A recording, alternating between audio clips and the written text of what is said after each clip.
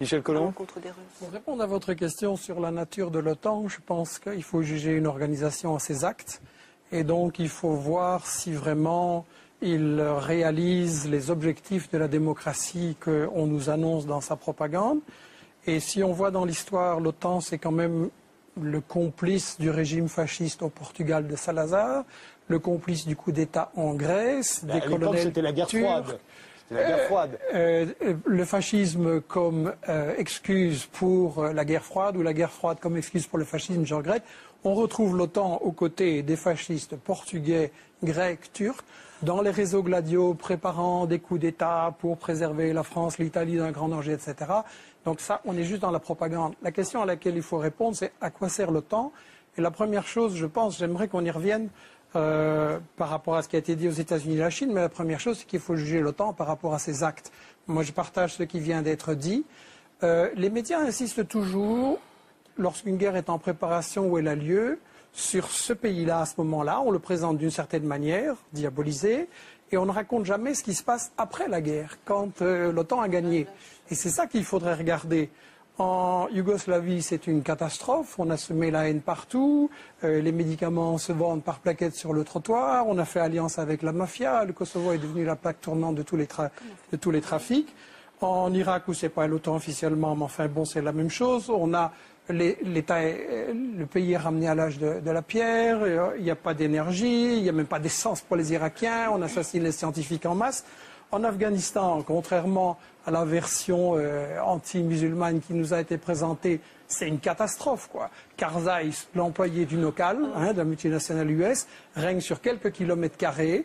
Il a fait alliance avec des seigneurs de la drogue et le trafic de la drogue a explosé en Afghanistan à cause de la CIA et grâce à la CIA. Et en Afghanistan, on allait soi-disant libérer les femmes afghanes. Je m'excuse, Karzai a fait passer une loi qui fait qu'on peut marier une petite fille à 9 ans et que le viol conjugal est légitimé. Donc où est le progrès? Il faudrait quand même qu'on sache de quoi. Et en Libye, c'est la mafia, on voit ce qui se passe. Il y a une loi qui vient d'être prise comme quoi quelqu'un qui disait qu'avant c'était mieux, il va en prison à perpétuité. Donc l'OTAN pour la démocratie, c'est de la rigolade. Et la vraie question que j'espère qu'on pourra poser ce soir, c'est à quoi sert vraiment l'OTAN? Quels sont ses véritables objectifs? La question que Monsieur Dulles et les responsables des États-Unis ont reconnu que tout ce qu'ils racontaient et qui terrorisait mes parents, moi je me souviens dans les années 50, quand on parlait de la Hongrie ou d'autres, on allait vite au supermarché et on faisait des provisions de farine, de chocolat et de sucre.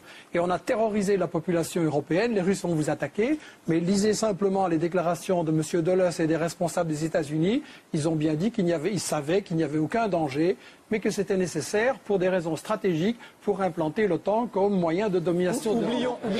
Et beaucoup de ces guerres ont évidemment pour effet collatéral, ou peut-être pour cause première, la nécessité d'obtenir des contrats de reconstruction pour des économies qui saturent chez elles.